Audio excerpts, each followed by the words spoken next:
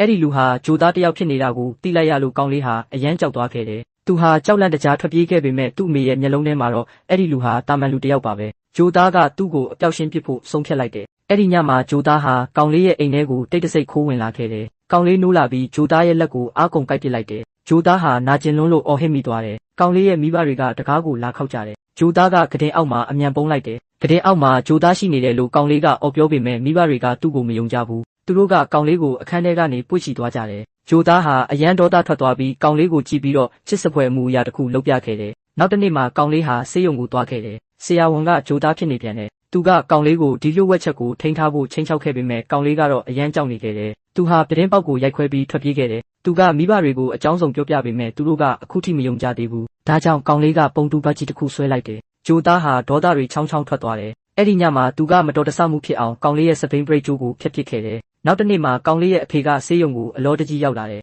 ဂျိုသားကသူ့ရဲ့စိတ်လှုပ်ရှားမှုကိုမနှဲဖုံးဖိထားရတယ်သူကစိတ်မကောင်းဖြစ်ဟန်ဆောင်နေတော့ကောင်လေးကပေါ်လာခဲ့တယ်သူကနည်းနည်းပဲပုံးပဲ့သွားတာမို့ဂျိုသားကကောင်လေးကိုထပ်ပြီးချင်းချောက်ပြန်တယ်သူကထုံဆေးအပ်ကိုလွှင့်ပစ်လိုက်ပြီးဒဏ်ရာကိုဒီတိုင်းပဲဓာတ်ရိုက်ချုပ်ပေးခဲ့တယ်ကောင်လေးဟာအယမ်းနာကျင်ပြီးတတိလစ်လူနီးပါးဖြစ်ခဲ့ပေမဲ့အောင့်ခံပြီးထွက်ခွာသွားခဲ့တယ်ဂျိုသားတောင်တုန်လှုပ်သွားခဲ့ရတယ်ဒါပေမဲ့ကျောင်းမှာတော့ကောင်လေးကဂျိုသားတွေကိုမြင်နိုင်တယ်လို့ပြောတဲ့အတွက်အတန်းဖော်တွေကသူ့ကိုဝိုင်းလောင်ကြတယ်မိန်းကလေးတစ်ယောက်ပဲသူ့ကိုယုံကြည်ခဲ့တယ်သူ့ရဲ့အမှန်တရားကိုသက်သေပြဖို့အတွက်ကောင်လေးကဂျိုသားကိုသူ့အိမ်ကိုဖိတ်လိုက်တယ်တကားဖွင့်တဲ့အချိန်မှာသူကဂျိုသားကိုဖတ်လိုက်ပြီးသူ့အိတ်ကထဲကတော့ကိုတိတ်တဆိတ်နိုင်ကမိန်းကလေးကိုမိတ်တူကူဖို့ပေးလိုက်တယ်အချိန်ဆွဲဖို့အတွက်သူကဖတ်စာအုပ်ကိုဖွင့်ပြီးဖတ်ပြကလူတိုင်းကိုအိပ်ပျော်သွားအောင်လုပ်ခဲ့တယ်သူတို့ထွက်ခွာခါနီးမှာပဲမိန်းကလေးကအချိန်မီရောက်လာခဲ့တယ်နောက်တစ်နေ့မှာကလေးနှစ်ယောက်ဟာတော့ကိုတုံးပြီးတကားဖွင့်ကအထဲကိုတိတ်တဆိတ်ဝင်သွားကြတယ်သူတို့ကခဲပတ်အုပ်ထုပ်တွေကိုလည်းလုပ်ခဲ့ကြသေးတယ်သူတို့မြေအောက်ခန်းထဲကိုလမ်းလျှောက်ဝင်သွားချိန်မှာလေထဲမှာလွင်ပြီးလဲပတ်နေတဲ့ပန်းသီးတစ်လုံးကိုတွေ့လိုက်ရတယ်မိန်းကလေးကသူ့လက်ကိုဆန့်လိုက်တယ်နောက်တစ်စက္ကန့်မှာတော့သူတို့သတိလစ်သွားကြတယ်ဂျိုသားအိမ်ပြန်ရောက်တဲ့အခါ